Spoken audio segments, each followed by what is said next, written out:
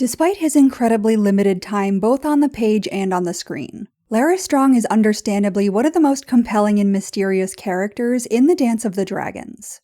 He obviously plays a key role in the Targaryen Civil War, but his individual motivations, as well as the driving forces behind many of his specific decisions, were a mystery in Fire and Blood, and remain a mystery in House of the Dragon. Understandably, given his position and circumstances, Larys draws many comparisons to similar political masterminds like Peter Baelish, and obviously the thematic connective threads between them exist. However, it's likely that thematic threads are all they are. Meaning, while there are some notable similarities, Larys Strong is not necessarily meant to be the Littlefinger of Fire and Blood. As with nearly every aspect of Targaryen history, Fire and Blood's examination of Larys Strong is pretty light on the character development. That's understandable given the circumstances. The books are written from the perspectives of characters who are pretty far removed from the actual events and people that they're chronicling. But even with that caveat, the understanding of Lord Larys is basically non-existent. Yes, he's a major power player in the dance, but why he does what he does or even whose side that he's ultimately on is still up in the air. House of the Dragon has already done a lot to elaborate on his character and clarify what part he has played in the lead up to the Civil War. But many of his actions and choices are still baffling, and they become even more so in light of what he will do in the future. Essentially, not only is his point of view and motivations obscured in the annals of Westerosi history, but much of what he has done or will do is contradictory and confusing enough that it's even difficult for fictional historians or real members of the audience to speculate why he does what he does. One of the most compelling and convincing theories about Larys Strong that very clearly distinguishes him from being just another Littlefinger is the idea that Larys isn't just a political mastermind and ultimate manipulator, but that he is actually a Greenseer. There isn't a ton in the original source material to back that theory up, but there seems to be some consistent implications in House of the Dragon that Lord Larys may have some special green-seeing or skin-changing abilities. YouTuber Joe Magician has already done a great breakdown of the film and writing techniques utilized in House of the Dragon that hint at the possibility that Larys is the Bran or Bloodraven of his era. And again, although Fire and Blood is light on Larys analysis in general, a lot of Larys's characteristics position him as a potential Greenseer or Skinchanger. House Strong has the blood of the First Men, and House Strong's seat is Harrenhal, directly adjacent to the magical hub that is the Isle of Faces. Like Bran and Bloodraven, Larys is also disabled. So it's certainly not outside the realm of belief that Larys could have some Old God-related magical abilities, and there seem to be some intentional character-building hints that at least present that as a possibility. House of the Dragon seems to be very intentionally leaning into that possibility, which is understandable given that it makes Larys Strong a much more interesting character. And in a sense, that could explain a great deal of his more baffling behavior throughout the Dance of the Dragons. History sees him as a powerful politician. Readers see him as a potential Littlefinger. But if his decisions were driven by much greater goals like those that drive Bran and Bloodraven, the fact that his choices are so inscrutable at least becomes easier to understand in a broader sense. Even if his individual actions are strange, the idea that he is literally playing the Game of Thrones across space and time makes his potential motivations more obvious.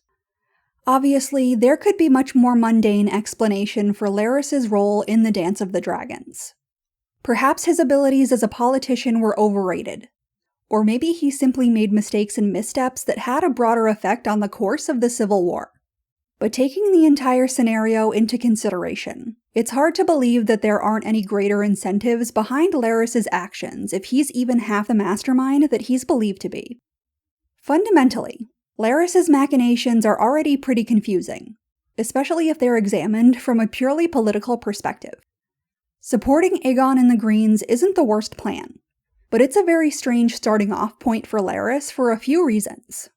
Firstly, while Larys is known for his political talent, so are the Hightowers. The Blacks aren't completely lacking in political acumen, but if Lord Larys was seeking the faction that would be easier for him to manipulate and politically control, going for Rhaenyra's team would be the more obvious and likely less risky choice. Beyond that, Rhaenyra's children who are set to inherit the throne after her are illegitimate Strongs. Fire and Blood only offers their bastardy as a possibility, but House of the Dragon's very forthright portrayal of Jace, Luke, and Joffrey as Harwin's children is pretty meaningful, and thus Larys' general support for Aegon and the Greens is even more baffling. Not only would the Blacks be easier for Larys to politically manipulate, but he has a much easier in with them than he does with the Hightowers. So, if we presume that there are forces driving Larys that are beyond the political, and if we presume that he may be a Greenseer and thus is playing a 4D chess game throughout space and time like Bloodraven and Bran, then the fact that his decisions are bizarre and seem to go against what's easiest or best for him makes a little more sense. But that still doesn't explain his ultimate motivation.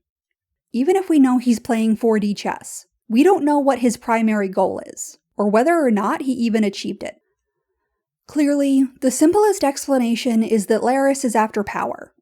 While we do have magical humans within the world of Ice and Fire who have grand ambitions or cataclysmically important goals, it is entirely possible that someone can be a powerful Greenseer and simply use that power to help themselves.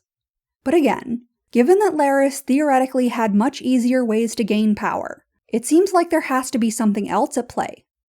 Perhaps he was simply looking to weaken the Targaryens or get rid of their dragons. That would at least explain why his allegiance was so sketchy, although his particular motives driving that would still be a mystery.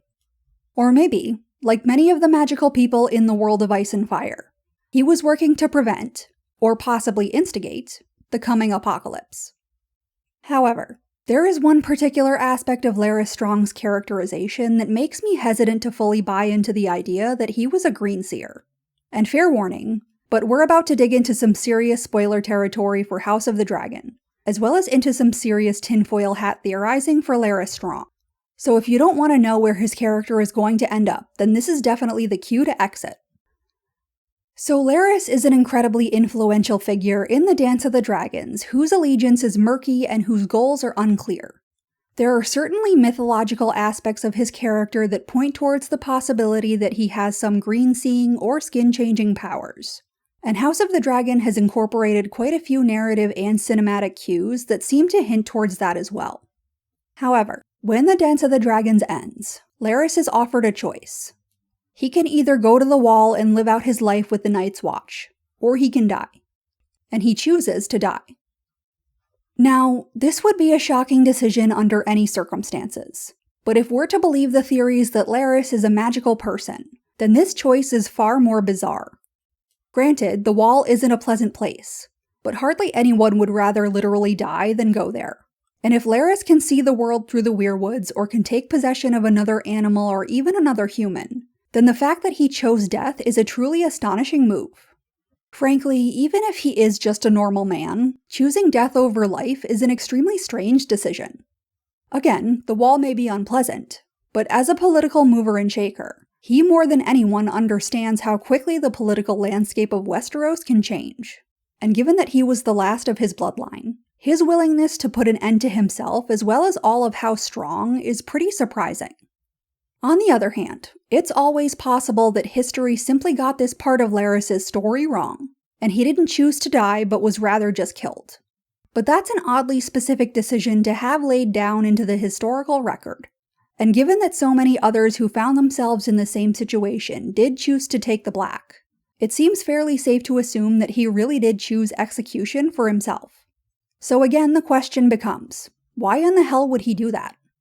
Which leads me to believe that the theory that Larys Strong is a Greenseer and or Skinchanger is half right. Or rather, the person that we know of as Larys Strong is a powerful Skinchanger and Greenseer, but he is not Larys Strong. There are plenty of mysteries surrounding the mythology of green-seeing and skin-changing in the world of Westeros. But what we do know as a result of the relationship between Bran and Hodor is that exceptionally powerful skin changers are capable of taking control of another human. And, given that Hodor became Hodor before Bran was even born, we know that skin changers and Greenseers can interact with and have an effect on people in the past. Now, what Bran did to Hodor was obviously accidental, at least according to Game of Thrones. And at least according to Game of Thrones, he wasn't even aware that he could impact Hodor in a different time and place like he did. But what if there is a Greenseer and Skinchanger who not only did know that it was possible, but was actually powerful enough to do it? Because if Larys Strong was not a Greenseer or Skinchanger, but was in fact possessed by a Greenseer or Skinchanger, then perhaps everything he does, including all of the decisions that he makes that seem to go against his best interest, make far more sense. If Larys were particularly sadistic and lacking in emotion, then violently murdering his father and brother so he can manipulate his relationship with Alicent as well as become Lord of Harrenhal makes some sense. And clearly, a younger son usurping his father or brother isn't unheard of.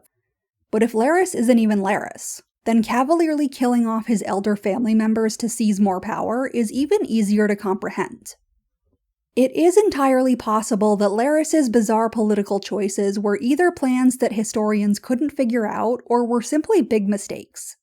But if we assume that Larys Strong is possessed by a Greenseer and Skinchanger who knows what needs to happen in order to create the future that they want, then making decisions that are incomprehensible from a contemporary point of view, but that make sense from the bigger picture, also seems plausible.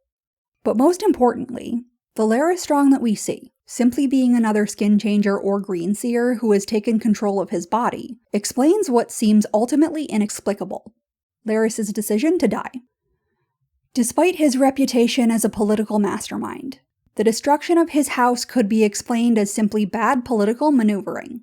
However, the destruction of himself was literally his choice, and it was one he didn't have to make. It's very hard to imagine any other political power players like Varys or Littlefinger ever giving up and choosing death, so Larys' end will never quite sit right without some deeper illustration. It is of course possible that Larys is a Skinchanger and simply skin-changed into something or someone else prior to his death, but it also makes sense that he would choose to die if this physical body was essentially a tool being used by someone else that was no longer necessary. And that body was only a loose end that needed to be tied up now that its purpose had been fulfilled. And although it could be a massive coincidence more than anything, House of the Dragon seems to have left an opening for this possibility, as Joe Magician and other supporters of this theory have noted. While certain scenes like Larys' first significant conversation with Alicent, which essentially overlays Larys' dialogue over a scene where Alicent is being looked at by a weirwood, hints at the possibility of Larys being a Greenseer, nothing canonical or overt has shown that as of yet. But as book readers would be aware, there isn't an actual weirwood in King's Landing in the source material, so that alteration alone seems to indicate the strong possibility that someone is watching what's going on through the weirwood there. And given that Larys is privy to arguably more information than anyone, he actually seems like one of the most plausible options.